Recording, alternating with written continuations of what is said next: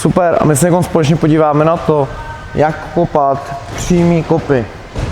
Puškyky a koleno. Začneme puškykama. Můžete to najít na další YouTube, další instruktážky pod názvem tip, sajskýho boxu, pushkick, nějaký stop kick nebo cokoliv, ale vesně zde furt bylo jedno a to samé. První, co bych chtěl, je nakročit si, pokud budu kopat zadní nohou, přední nohou mírně ven. Když stojím, chtěl bych si vykročit ven, aby moje levá noha v mém případě mířila má prstama 45 stupňů.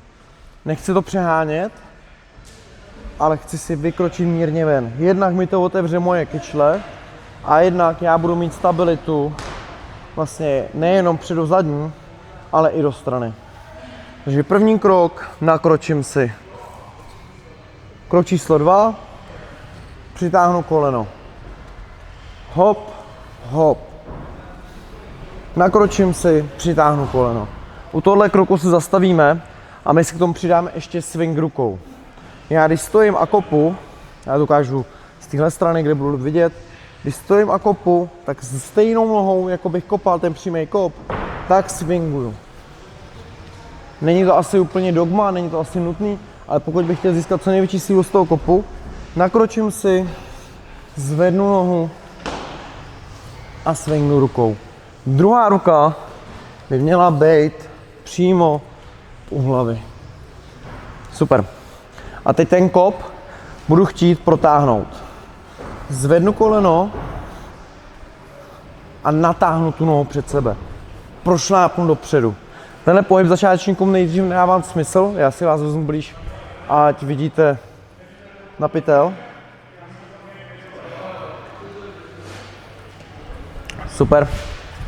Tenhle pohyb začátečníkům z začátku nedává moc smysl, ale vlastně ta největší generovaná síla není v tom, že já zvednu a kopnu, ale ta největší síla je tím, že já propálím pánem dopředu. Klidně si to zkuste někde o zeď, ideálně o nějaký volpet, o změkčenou zeď, kdy si stoupnu a zapřu se tou nohou o zeď. A zároveň tam hodím tu pánem dopředu. Nakročím si, swinguju, vyhodím nohu a teď prošlapávám. Ještě jednou, nakročím si, swinguju rukou, prošlápnu, vrátím zpátky. Teď se zastavíme u té negativní fáze. Já jsem dal ten push kick, ale chci stáhnout tu nohu ve stejné rovině. Já nechci udělat to, že tou nohou zahrabu dolů. Kor, když by měl soupeř tendence mě zachytávat ten kop, tak mu tady spadnu vlastně do ty pasti, ale chci kopnout a vytáhnout a stáhnout zpátky. Dám ten kop, přitáhnu, vrátím zpátky. Takže na co se soustředím krokově?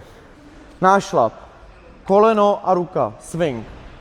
Swing, potom ta kontaktní fáze, přitáhnu. 4 fáze. Raz, dva, kop a přitáhnu zpátky. Znova, co nechci udělat, že sjedu tou nohou dolů, že bych udělal takovou slepici, která jde tou nohou, ale chci kopnout a stáhnout zpátky.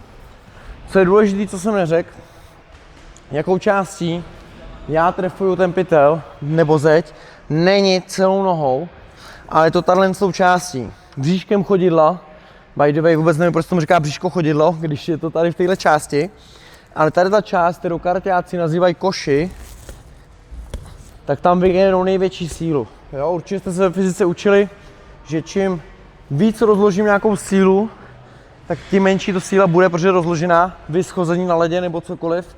A čím užší prostor půjde s tou energií, tím vlastně zamířím tam mnohem větší sílu, nerozptýlí se mi. To znamená, já si nakročím a chci tím bříškem chodidla a stáhnout. Co mi to zároveň dá jako benefit, je, já se zkusím znova podržet, že když budu kopat patou, tak tohle je můj rozsah. Když natáhnu tu nohu, tak mám prostě 10 čísel delší rozsah. Pozor na prsty. Hop a stáhnu zpátky. Klidně pokud by někdo neměl nějaký rozsahy, dělal mu to problém, klidně se o něco zachyťte.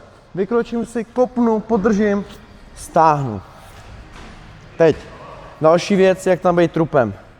Já se tam mírně dostanu do záklonu, mírně. Jo, nepotřebuji úplně jít dozadu, kdyby měl stabilitu, možná dostanete ještě větší rozsah, ale nechci být ani narovnaný, protože to znamená, že tam nedávám tu kyčel. OK? Máme kopání z zadní nohy, my si tam předáme kopání z přední nohy. Já si udělám 3 krok z zadní nohou k přední. OK? Postupně. Další tréninkách se budeme zaměřovat i na styl pendulum kicku, kdy tam používám ten samý movement, ale já chci přisunout zadní nohu k přední. Hop. Někde úroveň, pata. Mířím do nějakého téčka, do nějakého pravého úhle. Přední nohu zvednu, swingovací část a třetí část je kontaktní. Stojím, přisunu, prošlápnu, stáhnu zpátky. Hop, prošlápnu, stáhnu zpátky.